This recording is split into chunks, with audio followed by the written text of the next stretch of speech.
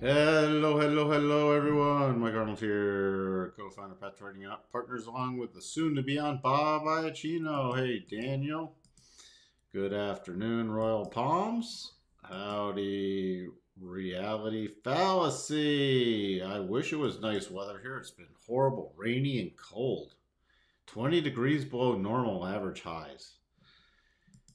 But Bob in Naples probably having nice weather. Good afternoon, Sterling. Hey, Patrick.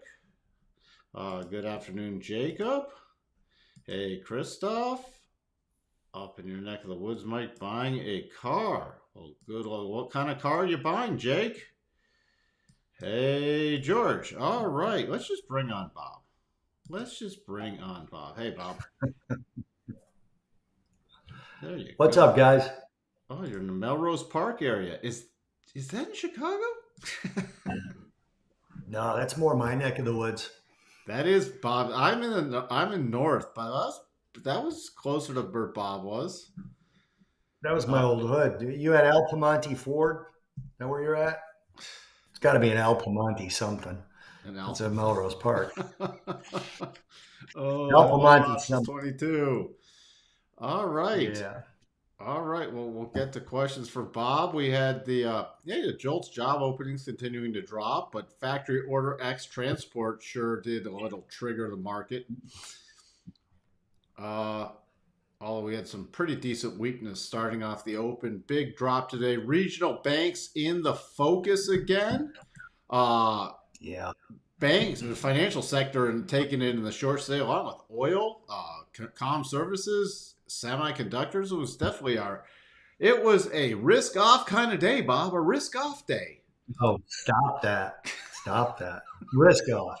Take a look when you get a second at IAT, Mike. It's the iShares Regional Banks ETF. Just Uh, an absolutely brutal chart. okay, Horrible I'll chart. do that 1 second. Well, let's just see where the Fed 87.6 for the rate. So dropping a little, but then bouncing back. I think the rate there. I don't see any way the rate I hike is saw it not as low happening. as 82 today.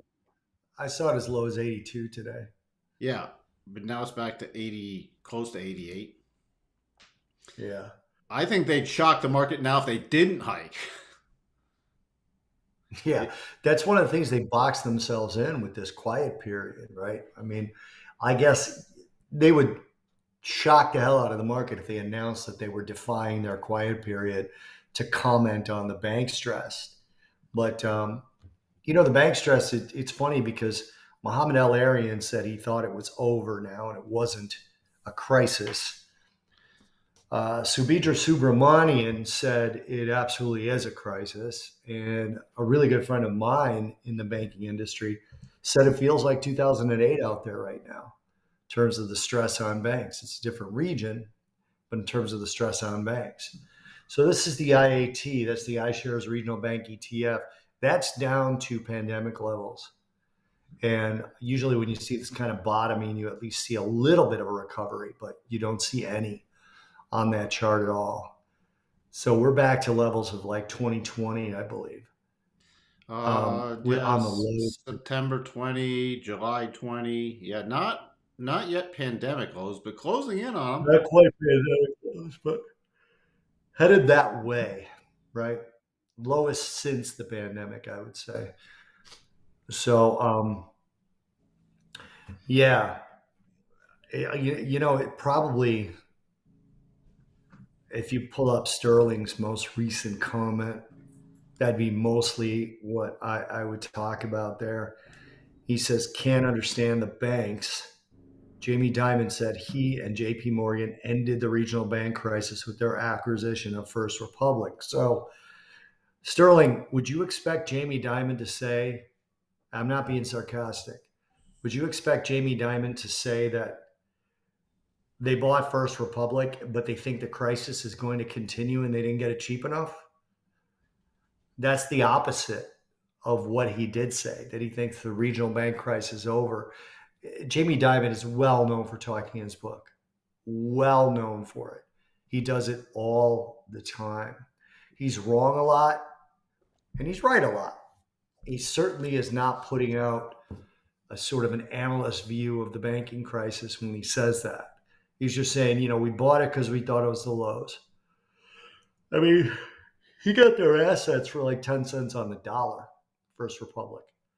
Now, that's book. Okay. Some of those assets are deeply underwater. Probably not 54 billion worth. I mean, he paid 6 million for about 60 billion in assets, somewhere in that range. But I mean, a lot of those things are deeply underwater. So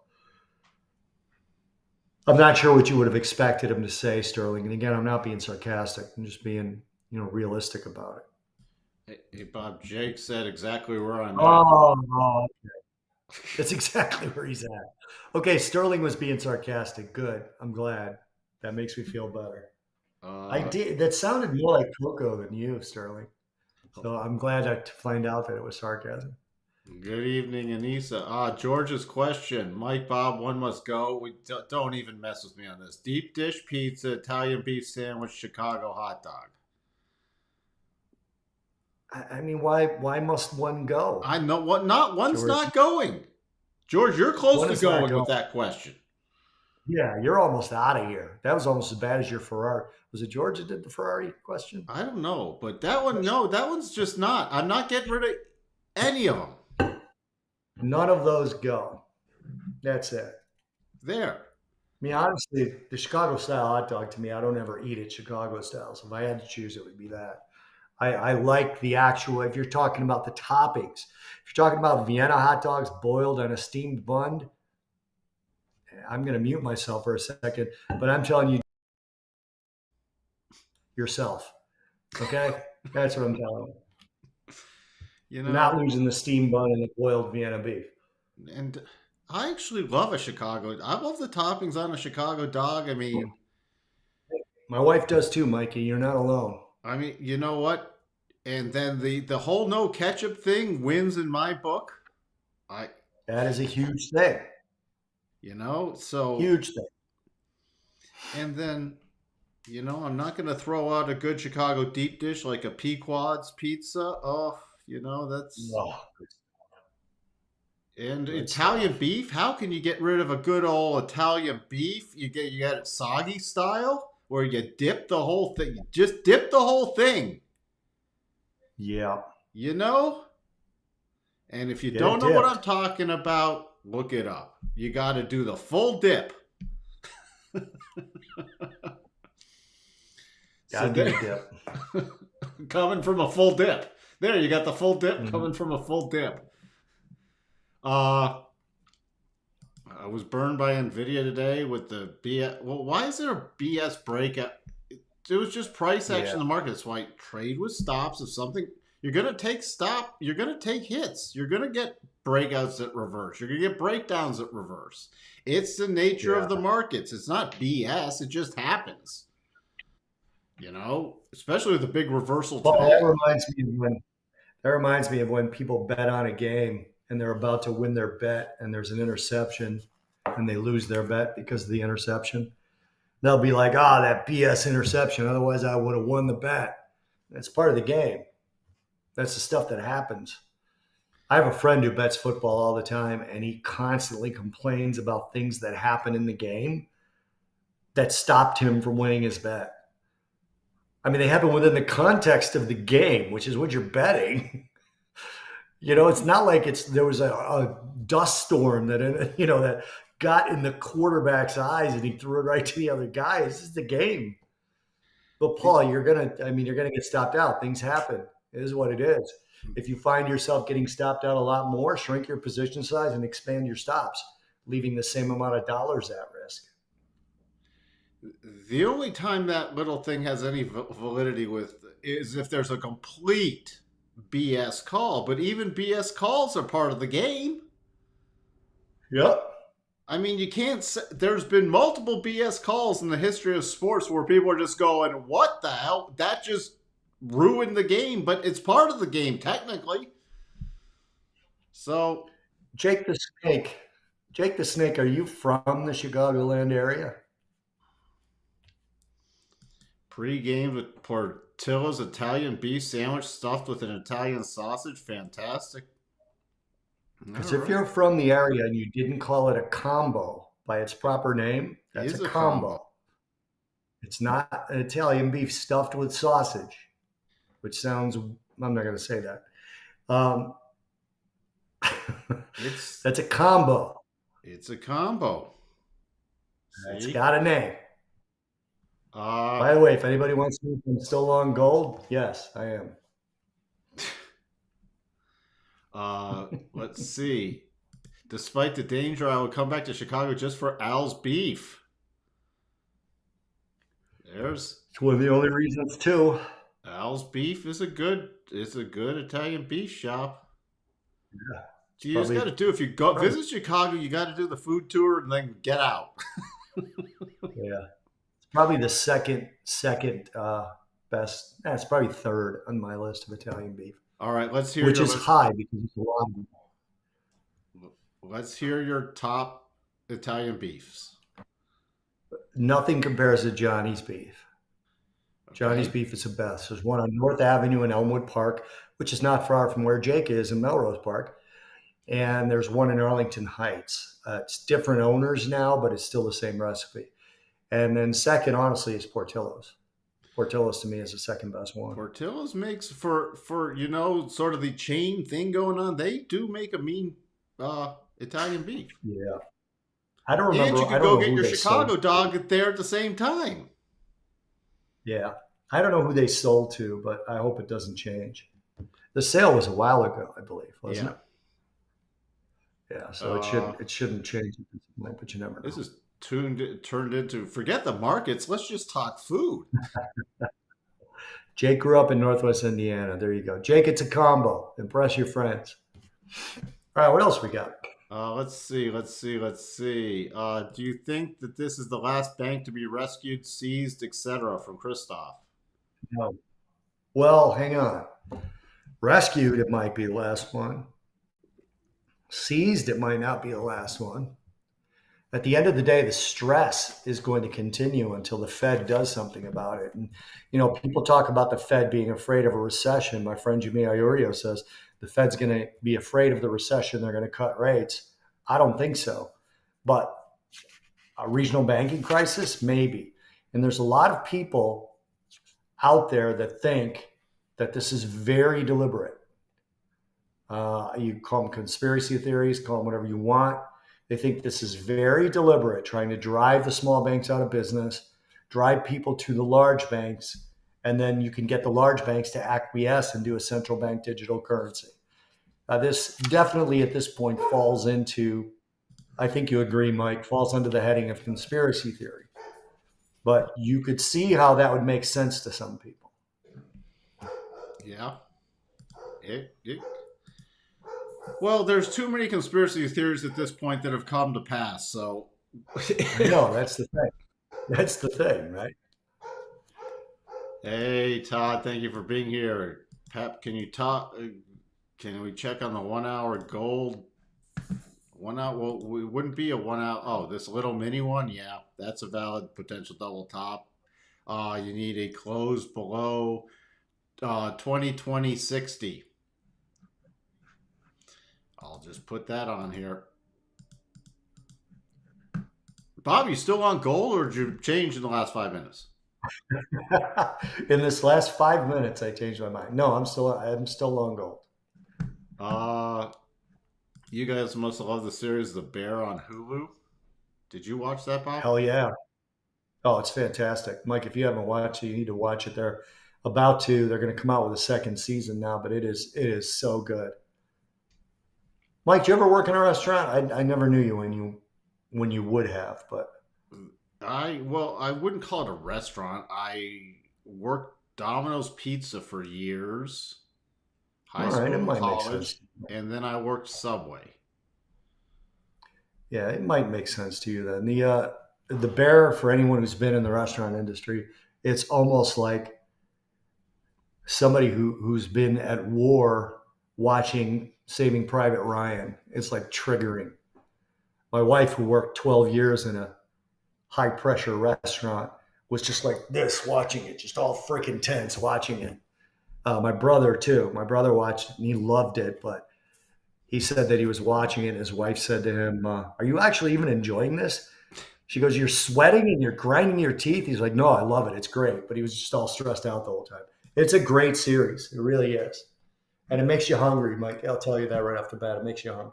Fantastic. Yeah. Where else do we have? Pep wants to know how Australian PMI will affect gold. Well, probably not much considering the Australian Central Bank already raised rates again. That was the move that would have affected gold, and gold rallied off that. So I wouldn't think it would affect it much at all in other circumstances. And that's the interesting thing is Australia was one of the first central banks to hike, one of the first central banks to pause, and then one of the first central banks to rehike. So if the US, for example, were to follow that path, it would hit gold. But I wouldn't expect at this point, Pep, that Australian PMI is going to affect it much. Hey, William S. Mega Chat, have you Definitely. ever watched Young Sheldon?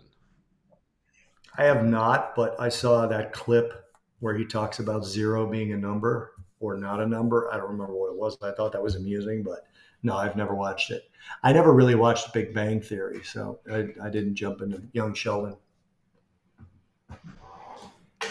All right, what I guess AMD beat and dropped. So, Bob, why are European equities doing so much better than U.S. equity ones in the past 6 months plus? Well, go ahead, Mike. Go ahead. Well, I was going to say number one, currency strength. I mean, the euro's been very strong versus the dollar. And number two, their economy, and we've mentioned this before, Christoph, their economy is following the same path as the US, but lagging quite a bit. They got into the pandemic later. They came out of the pandemic later. They recovered later. They got into inflation later. They started hiking later, and they're still in that cycle right now.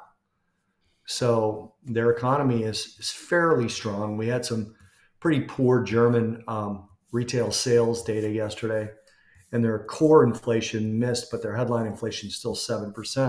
So the ECB is still fully on the hiking cycle. So they're just kind of following the US, but let's call it 6 to 18 months or 6 to 8 months behind.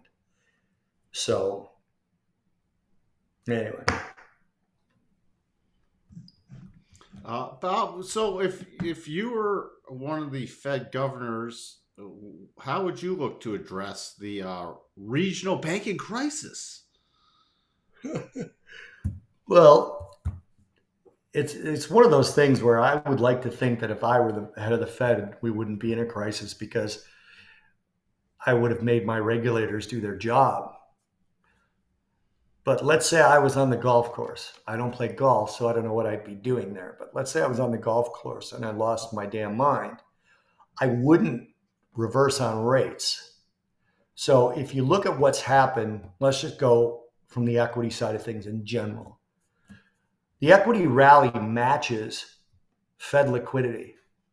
So if you look at the Fed balance sheet, the recent rally that we saw in equities matched the Fed balance sheet rising again. And then the weakness we've seen over the last few days, or last probably net 10 days, right? We haven't quite collapsed or anything, but we've seen volume on weekdays, on down days, I should say, has matched the Fed balance sheet shrinking again. So I look at it from a liquidity perspective, and I would say that I would not, we haven't been able to break out on equities. And the moves that have happened have matched up with that Fed liquidity. So if I had to shore up the banks, I would just open those windows up and let the regional banks use it. But the problem with that is, I mean, the FDIC is near out of money. So it literally all has to come from printed money again. They'll have to print money to have money for that window, which means inflation. So they're in quite a trick bag. So, but that's what I would do, but it wouldn't be ideal at all. It'd actually be horrible. I would try and prevent the recession as much as I could and stabilize things as much as I could with higher interest rates and not worry so much about inflation and then hopefully I could fight inflation down the road. But there's no real good options. There really isn't. Hey, Christoph, thanks for the super chat. I know he has to go get some sleep, so he's over in Get some Germany. sleep, buddy. Again, thank you. I'll have to go back to see. There's no way Al's can be third best. Well, you're gonna have to do a trip and rate them. By the way, Geno's Easter Pequods. That's no. There That's no brainer. It's that Pequods. Pequods. It's 2 day old Pequods over Geno's East. 2 day Just old throw it in the Pequods that was freaking left on the counter. yeah. You just throw it into the freaking toaster oven, and it's Yep. still better than Geno's East. Man, Pequods, if you've never had Pequods in Chicago with the caramelized crust, oh wow. Just even look up Pequods Pizza. There's two locations. One's I mean, I can get to one in about 20 minutes. So we'll do. So, Mike, I can actually get a Pequod's pizza in about 20 minutes. There's a place down here called Zaza Baby, and the chef there worked at Pequod's for 12 years, and he's nailed it. He's Has he? absolutely nailed it. Oh, Yeah, it's not as good because Pequod's has those old pans that they basically never cleaned, mm-hmm. which is part of the flavor. So he said he's still curating the pans, like he keeps making more pizzas and barely cleans them to get that flavor. So he's right there, but he doesn't have that old pan flavor in it yet. But guys, just so you know, like if you're going to go with the 30, 40, 50-year-old deep dishes, you're talking Lou Malnati's. But if you're going to go with the best deep dish, you're talking Pequod's. Well, Pequods has I been love Lou around. Malnati's. Pequods has been around for a long. I mean, when did that get founded? That was founded like in the I would say the 70s, early 70s. maybe. But I mean, you know, Geno's East and Lou Malnati's, those have been around since the 50s. Well, Geno's Bar was in the 50s, and Lou Malnati worked in Geno's Bar. So, I mean, see there you go. There, oh, Yeah, that stuff with is the so good. caramelized crust, the pans that haven't the original They haven't been pans. cleaned in 20 years. Hey, Ugh. you can even order it so you can if you never want to come to Chicago because you're afraid of getting shot, just order it. Or if you're in Naples, go visit Zaza. What is it? Zaza Baby. I hope they survive because, like, not a lot of people understand. Even people who claim they're from Chicago, everybody down here that says they're from Chicago, I'm literally the only one from the city, and not a lot of them are from the northwest suburbs, which is where the other one is. So, you know, some of them are, but not even everybody from Chicago understands it here. So they go and they get a deep dish and they expect Lou Malnati's, which wouldn't be a bad thing, but Pequod's is definitely different. No. And I love a good Lou's, Lou Malnati's. I'll put that above Geno's East too, but Pequod's takes Totally it to agree. a whole nother level. So sorry for all the Totally food agree. chat, but now I'm hungry. Uh, Pavneet, Bob, can you talk about the potential pathways that can arise from the debt ceiling situation and how markets will get affected? Does offering more treasuries for 1.5 trillion for new debt withdrawal liquidity? It adds liquidity, Pavneet. I mean, the rotation of, well, first of all, the debt ceiling thing is going to get settled. So don't worry about this. It happened 3 times during the Trump administration. They're going to raise the debt ceiling. So I wouldn't even terribly worry about it. But when you talk about as you mentioned, one of the proposals out there is them issuing new debt to pay their bills. That'll be higher interest rates on that debt by a lot. But considering that right now the story is economic panic, you could actually do that at slightly lower rates. So it would actually have the effect of adding some liquidity. But I seriously wouldn't worry about it at all. Mikey, here's the history. Bert Katz in 1963 bought into a pizza joint and created that Pequod's pizza. But Pequod's bought it in 1986 and inherited his recipe. So technically it's 1963, but Pequod started I in knew it 86. was old because But I mean, even the location, which I get takeout from the Morton Grove location, I mean, that's been there for forever. That's a dive and a half, but it's fantastic. Hey, so Paul knows Naples. So behind seasons 52, Paul, is Mercado. That's where Zaza Baby is.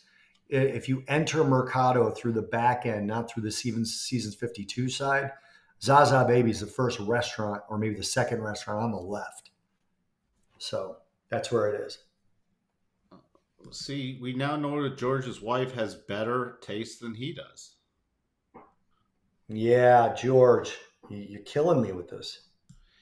I'll tell you what, George, to your question earlier, if you meant Gino's deep dish, Gino's deep dish goes. How's that? By the way, the original Gino's is Gino, but they changed it. I don't know why. The indicator Bert Katz, the father of the caramelized crust.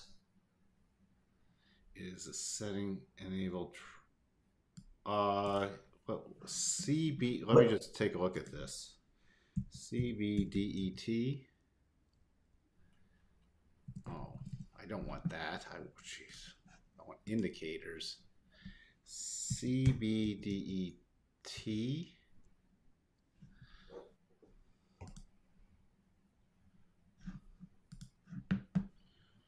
There you go. I'll take a look at it. Enable What is price. that? I'll have to look to see how it's calculated. What is Right, it? Divergent. But if I don't put it up there, I'll forget. What is it, Mike? It's an indicator. What's it do? Measuring liquidity in markets. I'll have to look to see how it's exactly calculated. I got to take that off, else I'll never focus. But uh, there we go. I can leave it up and look at it later. What I love is we can still check the settings. Oops, wrong. And I hit the wrong thing. Uh, let's see if it's up. I'll have to take a look if it's up. If I can take a look at the exact code behind it. Let me just look at McDonald's real quick for William.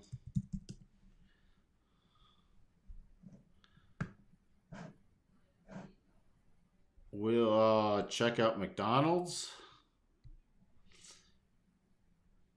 Okay. Let me just see where we stand on the week. I mean, we're at. This is getting. Would be in full blown trailing mode at this point. 1, 2, 3, 4, 5, 6, 7, 8, 9 weeks up. Overbought. Cycles at the top. Way extended from the weekly rotation zone. Would not be adding to any position here. Would be in trailing mode completely. What else do we have?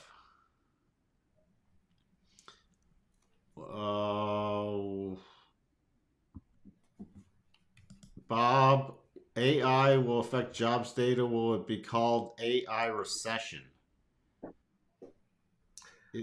It's going to be a little while before it actually kind of filters through the numbers, bro, and it's going to be gradual, so it might be hard to notice. So no, it's not going to be in this recession. They're not going to blame AI for this recession. It's going to be one of those situations where they're hiring back fewer people. That's the way it's going to work out. You know, in our podcast this week with Tony Nash, he has an AI company that helps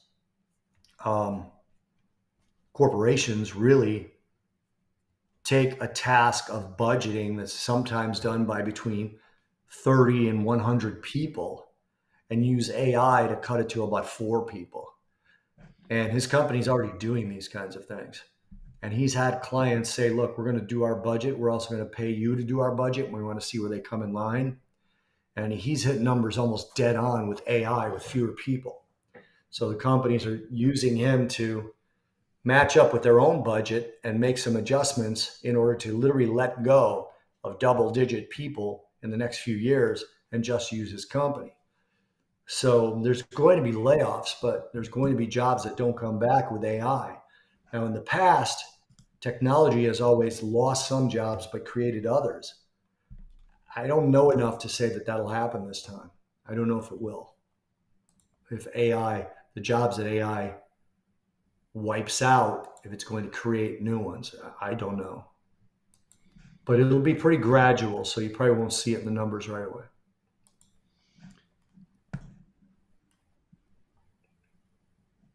What else? I'd wait for some kind of shorting pattern. There isn't one yet, William. Hello, John A. George, we both like Superdog hot dogs the best, though. Superdog's really, really good. Superdog's good. I got nothing bad to say about that. Your Geno's comment, I'm surprised we're still speaking to you, but whatever. Superdog, actually, the Superdog, the grilled Polish with barbecue sauce and grilled onions is fantastic. Also, if you're not in for a hot dog, boy, Polish, you gotta go mustard and grilled onions and nothing else, Mike. What's wrong with you? I could do mustard too, but I'm just saying they have it. Oh, I forgot what it's. Yeah, a special thing. Yeah, it's their special thing. They've done it for years. Yeah. It's fantastic. But you know what? Again, if you go to Portillo's, you get the mustard grilled onions. Yeah. Uh, Superdog used to put their Polish into a French roll, which I liked. they're Portillo's puts it in a hot dog bun, which is sometimes is difficult because the Polish is robust. I used to like it in the French roll better, but whatever. and you can also That's more. Superdog.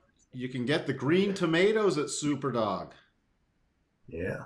See? Um, Paul's talking about Chegg blaming ChatGPT.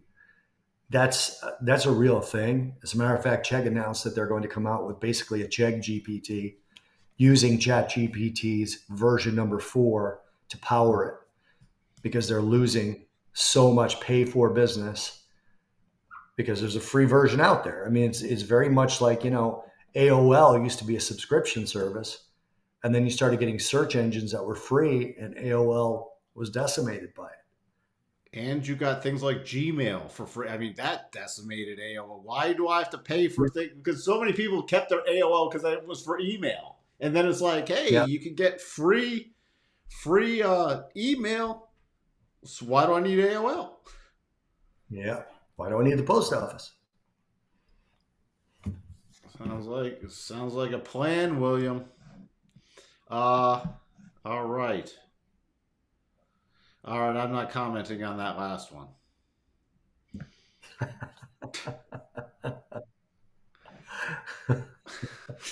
And you want to be my latex salesman. I'm not even commenting. Maybe you're better to have dinner with Bob then. Uh, because we don't need any French rolled sausages. Although, see, we already had the sausage conversation. It's another thing I like about Pequod's. Their sausage is really good. They don't use that fake.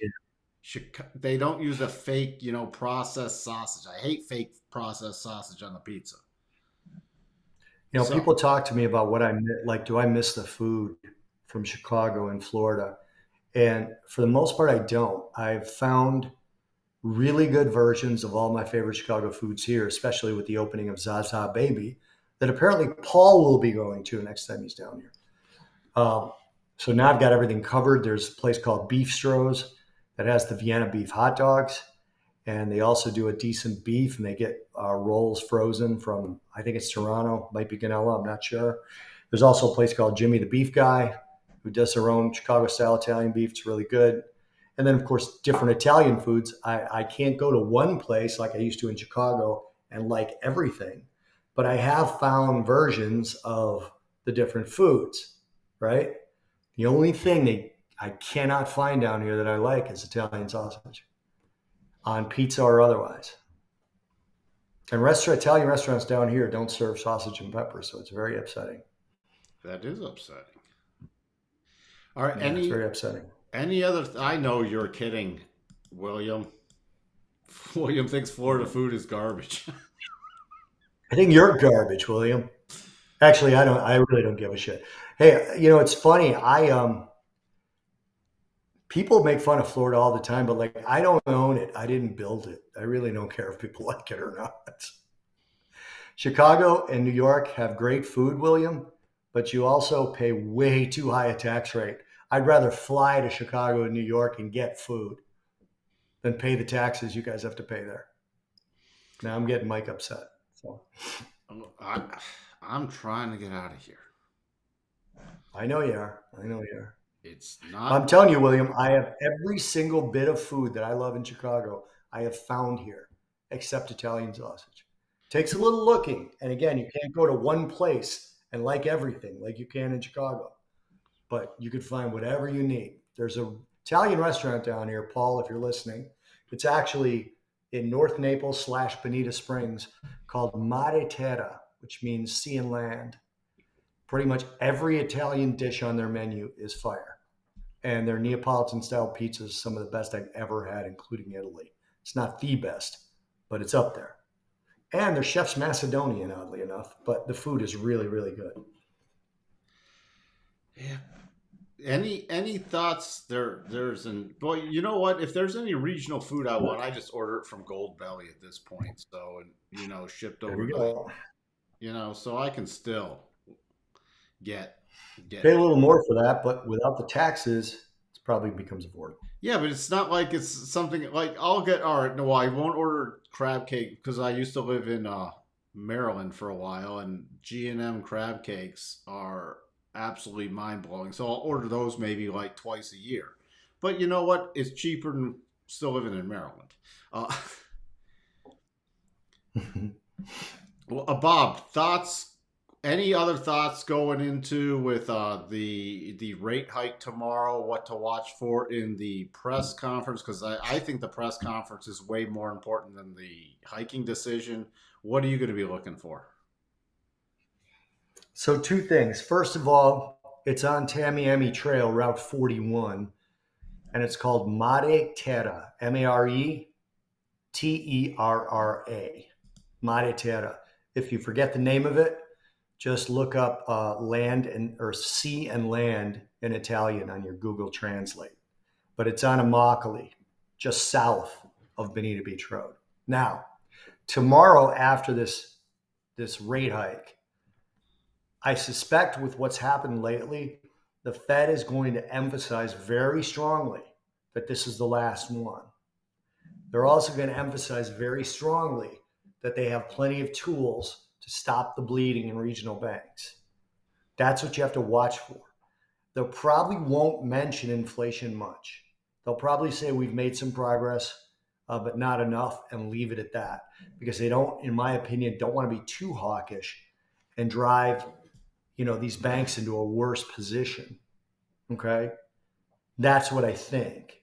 Now, obviously, I'm not positive, but I think I've been right every single time. So, from that perspective, you're going to watch and see how much emphasis they put on the banking situation and how much emphasis they put on inflation. I suspect they're going to spend a lot more of their time talking about the regional banks and how they're going to be okay and how the Fed has tools to stem any bleeding. That's my guess.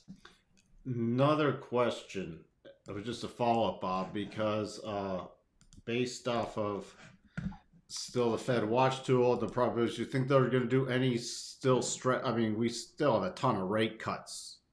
I mean, So start. those rate cuts to me, I think they'll probably stress that the regional banks are going to be fine. They have plenty of tools to address it, and they're not. This will be in the press conference.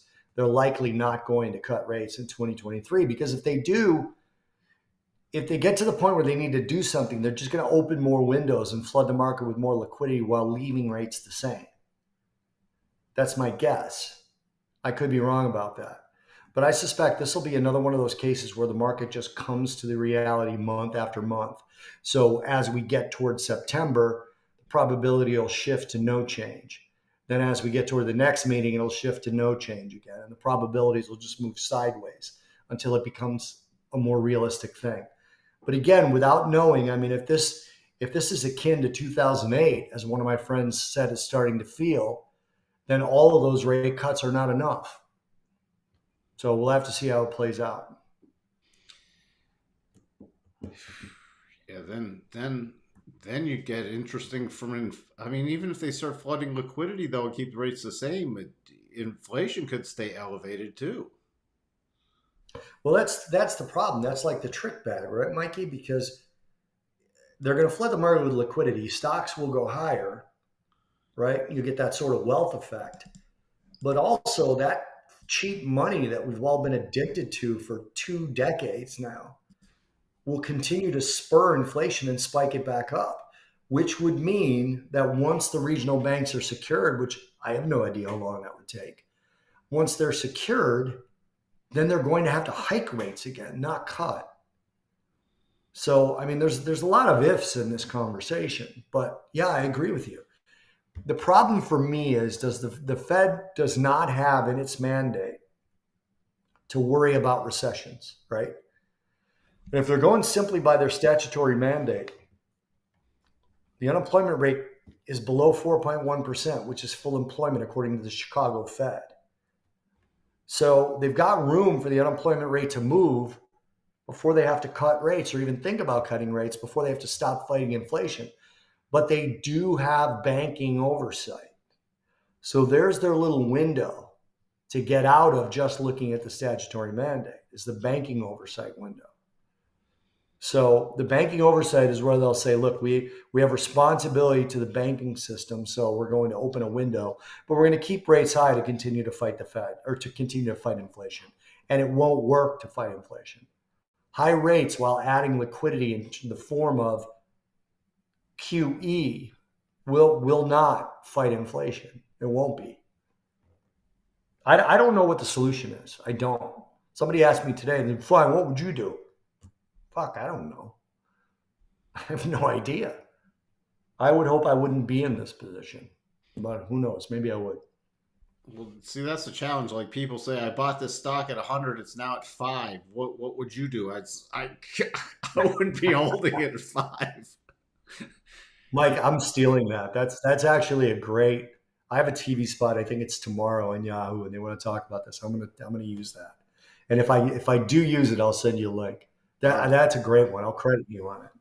Because that's the thing. I mean, the problem is there's no easy exit from, like, as you put it, 2 decades of liquidity Mhm. and ultra low rates. There's going to be pain unraveling this if they truly want to unravel it. Right. And if they don't, if they start cutting again and they juice the system again, then eventually it will unravel, and that will be out of their control, and it's going to be really ugly then. I mean, Volcker had to fix Arthur Burns' issues, right? He had to fix Arthur Burns' mistakes. Powell seems to be both Arthur Burns and now Volcker. Now, I'm not saying he's Volcker, but that's how he views himself. I was Arthur Burns. Now I have to be Volcker and fix my mistakes and make the economy suffer and just fix it. But we'll see. I mean, the regional banking issues, I'm not saying it's that big of a shock, because if you know anything about banking, you'll probably see it coming. I mean, I didn't see it coming because I wasn't looking for it. But it definitely falls under the Fed's purview of, they have to make sure the banking system is secure. That's in their job description. So, Just give all the regional banks to JP Morgan and call it a day. and then come out with the central bank digital Oh, currency. don't. Oh, that's so terrifying. Georgie wants to know, Bob, so stagflation is a guarantee? I think continued inflation is a guarantee, George. That's what I think is a guarantee. Continued inflation. Now, I'm not giving you any sort of guarantee because you haven't given me any money that I could guarantee your money back. But with that situation, you either have stagflation or a resumption of high inflation. So that's why I say I think they're likely going to rescue the banking system or do their best to do so, which is going to stoke more inflation, but will push the recession off, in which case we wouldn't have stagflation.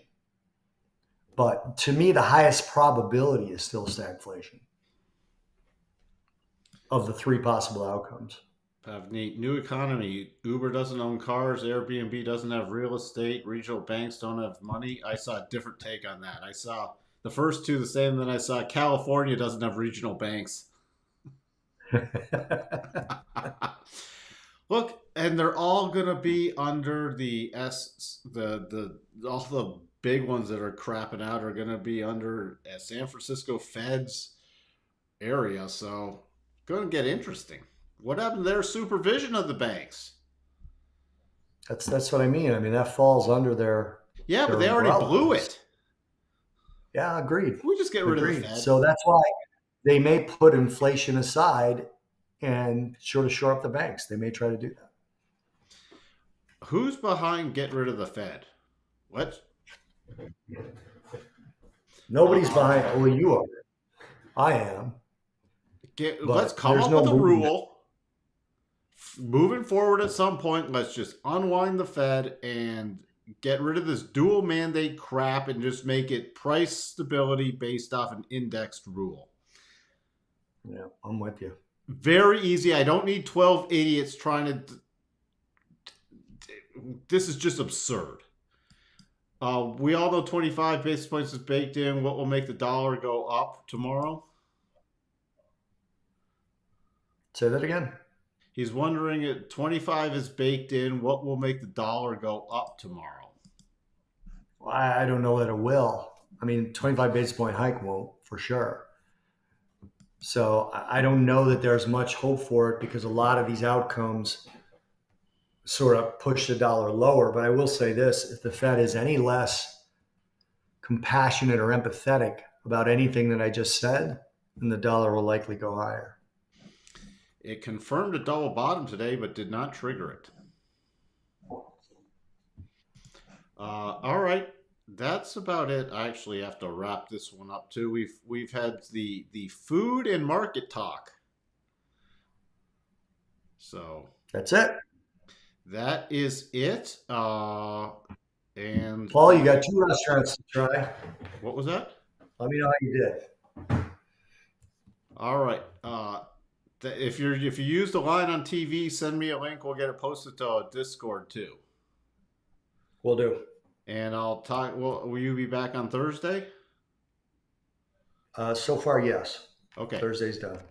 All right. All right. See you guys. See ya. Bye. All right. I actually have to run everyone again. Just wanted the dollar index. Hold on 1 second. What is going on here? 1 second. Okay. Dollar index again confirmed, but did not trigger the double bottom. Still watching for the trigger there. The notes, massive volatility. This volatility is absolutely psychotic in the treasuries. Did you see the VIX one day? 1982 versus the VIX 1779. That was fun today. We'll just go over levels tomorrow. It should be more muted trading overnight. So there's not a lot to talk about. You can pretty much use for resistance this 4150 to 4157 area on any rally, and a dip would be back down to 4100 as the major key levels. But let's just leave it. By the way, the euro still has a potential double top in place. Bitcoin did rally a bit, but does not invalidate the potential double. Crude coming right down. Look at the 62.5 and closing right above the 62.5. Again, it would have been so much easier hitting that cluster. Other than that, we shall just see what happens tomorrow. I thank everyone for tuning in. I'll be back tomorrow morning. Just a reminder for the economic calendar. Mortgage stuff out at 6 a.m. Central. ADP numbers, very minor at 7:15, and that's all before the cash open. So not a lot that's really going to move stuff before the cash open. After the cash open, we got the S&P Global Composite PMI and Services PMI. And then the ISM. These are somewhat important numbers, but with the Fed on deck at 1 Central for the rate hike announcement, then 1:30, the more important press conference. We'll see if they have a lot. They're not going to change the Fed's decision, but We've had the services still staying in expansion territory. Watch the services prices, especially. So we'll review that tomorrow. Again, and then remember, Fridays is also non-farm payrolls. With that, thank you everyone for tuning in. And I shall talk to everyone tomorrow morning. Bye for now.